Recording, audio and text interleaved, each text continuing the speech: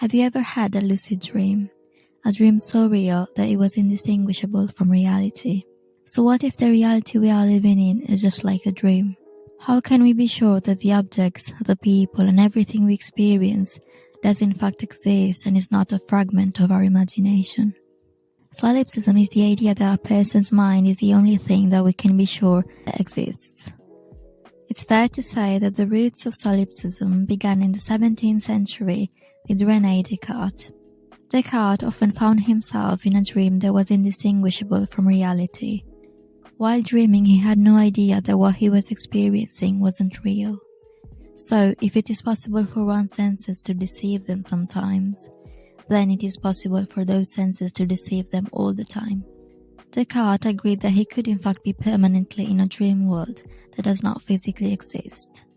This thought pattern led him to doubt the existence of the world he perceived, and in his famous formulation, cogito ergo sum, I think therefore I am, he retreated to the only thing he could not doubt, his own conscious self. If he is able to doubt his existence, it means that he is conscious and therefore alive.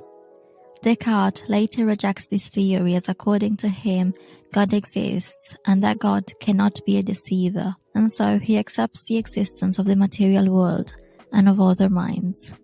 Solipsism goes one step further and rejects the idea of God, as God's existence can't be proved either.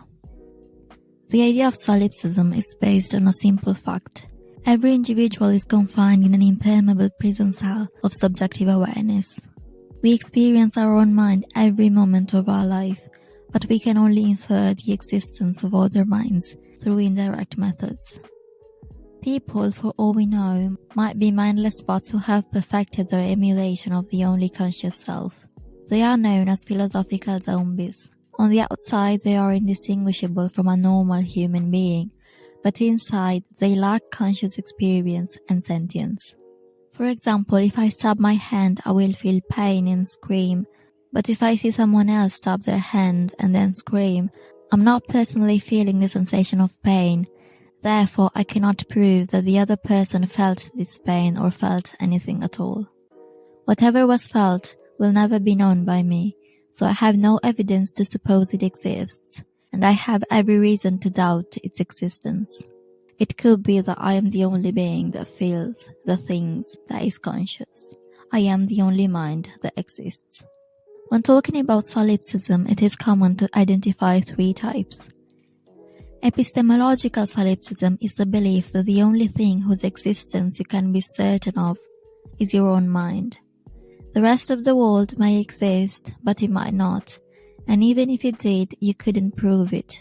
So, the external reality is not considered to be false, but it is simply impossible to prove its existence.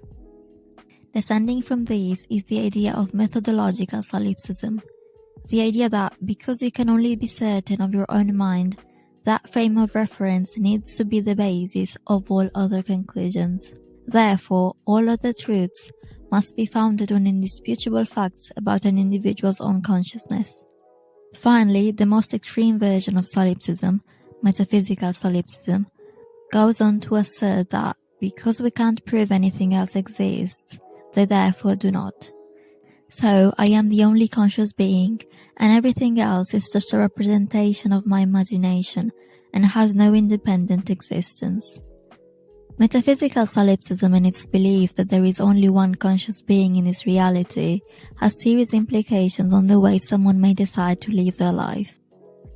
If only I'm real and everything else is just a fragment of my mind, then I can do whatever I want. I am godlike in a way. How does that translate when talking about morality?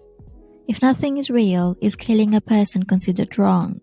What's the point of living according to societal standards, values, and laws? Would the solipsist adhere to a moral code, or would he behave in whatever way better suits him? Does a true solipsist even feel things like guilt and remorse? Is psychopathy somehow connected to this belief? And if the outside world is my creation, would hurting the projections of my mind hurt me too?